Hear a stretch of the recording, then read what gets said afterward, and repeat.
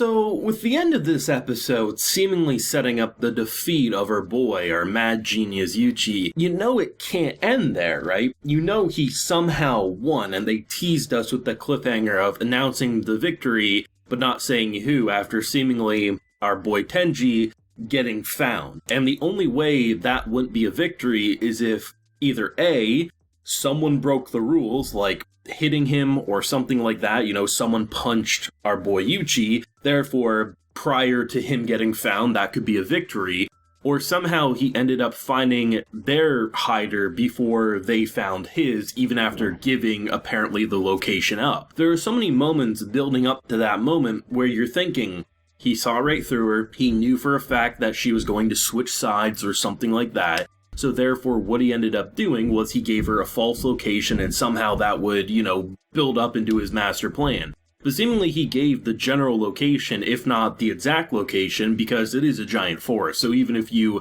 explain he's at a cave near a lake, blah blah blah, it's still going to be rather difficult to find because unless you have exact coordinates, I mean, you're not going to find him within a matter of seconds. It could take all day, potentially. So, the idea that they ended it in such a way, because you know you can't end with the third game him losing, and if you do, there has to be another punch, another secret twist that's going to make it so the story can continue. And the idea of establishing the genius versus genius, I think they did a really good job at making it seem like our side was about to lose, but somehow you're just expecting that final push. I could see violence being the key because the man who switched over to their team has been tied up. What if he freaked out, started hitting him because violence against teammates is acceptable? What if one of their allies, you know, decided to step in and, you know, something counted as violence even if it wasn't a punch?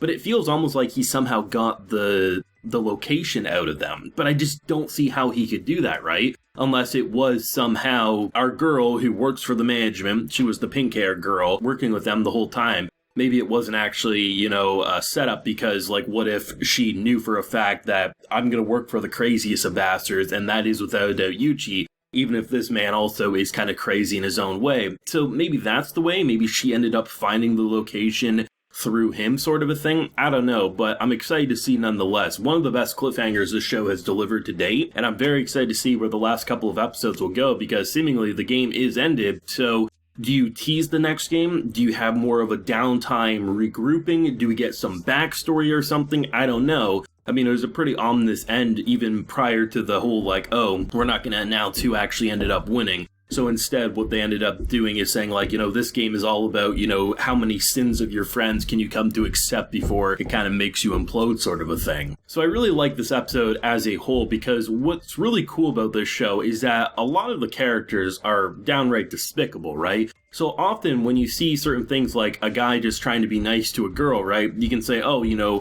he's easily getting fooled, this or that, but it's like, because a lot of these people who get forced into this game are just average Joes, where the people who truly excel and succeed are kind of psychotic bastards. Something I was definitely wondering up until this point was, how do you make it to the third game without having someone who's truly crazy that's navigating this? And I heard nothing but good things about the seemingly genius on this other team. Even though I wasn't thinking it was the captain, I didn't really have an idea of which one of them it could be and what would truly make him special. And I like the idea of someone who's just generally smart, but his biggest downfall is that he gets bored very quickly, which, if you know anything about really, really, really smart people, boredom is their biggest downfall. And I love the idea that, you know, secretly controlling this man from the shadows, not even knowing the reason, and how he's able to kind of piece together everything. The fact that I truly thought he was about to get the location right then and there, because you have someone who switched over, violence against teammates is acceptable. I thought you could literally beat the shit out of him and get the information.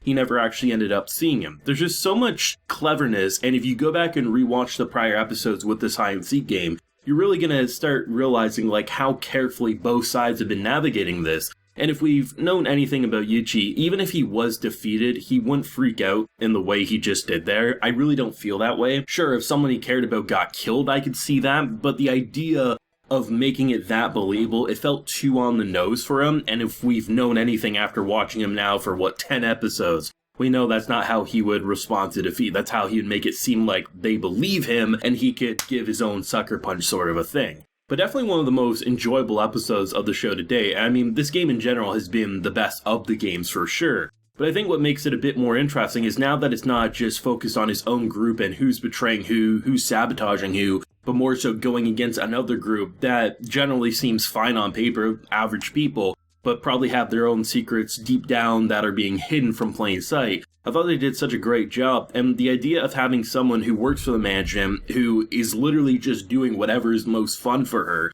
you could make an argument of why her switching in that moment would make sense. But given what she's witnessed with Yuchi up until this point, I don't think anyone could seem more sick and twisted than him. So I feel like she's got to be secretly working, and we're going to get a flashback to him having a conversation prior to this moment happening, and it's going to reveal that it's all part of the plan, that him getting found is part of the plan, because we're either going to make them break the rules or we're going to find their hider before it happens. I just have absolutely zero idea how in the actual hell they're going to manage that, given the fact that it feels like everything is painted against them. But I'm waiting for next week's episode to kick off with that demonic smile popping up and him saying, yeah, I actually won, and here's the reason why. So I could see the last 2 episodes working in that way, because there's probably an episode's worth of content building up to his victory, and then episode 12 could be like a kind of epilogue, cliffhanger, sequel bait sort of a thing. So I guess we'll see where they take it, right? I mean, I've said it since, I think episode 1, if not episode 2, is in that area for sure. It was very soon since the show's kicked off that I thought it was one of the most exciting shows that this anime season had going for it. And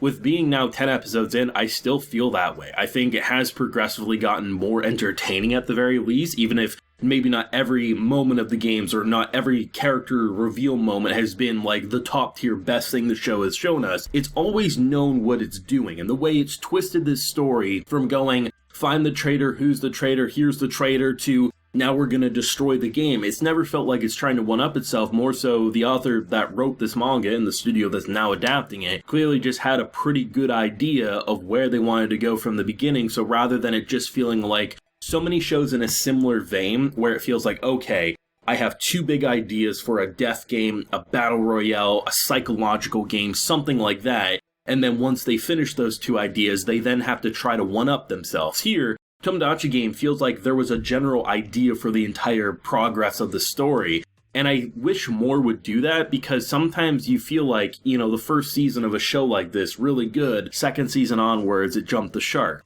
Here, I feel like I could legit say 5 seasons from now, it would still remain to be a high quality production just because of how much it feels planned rather than written on the spot sort of a thing. And they did a hell of a good job this week to really sell us on the, you're expecting him to win, but you're not quite sure how, and also making us say, like, this genius does feel like a genius given the fact of how he manipulated his own group and kind of snuck under the radar for so long for the viewers. Yuchi, it's hard to say because he probably figured it out, but at the same time, he's not perfect. He can get caught off guard, but it's more so a matter, how does he counter that? I guess we'll see where it goes with the last couple of episodes. Thoughts if you have any down below, theories if you got any, let me know. Be sure to leave a like if you enjoyed, subscribe if you're new around here. Till next time, everyone, please take care and have a good one.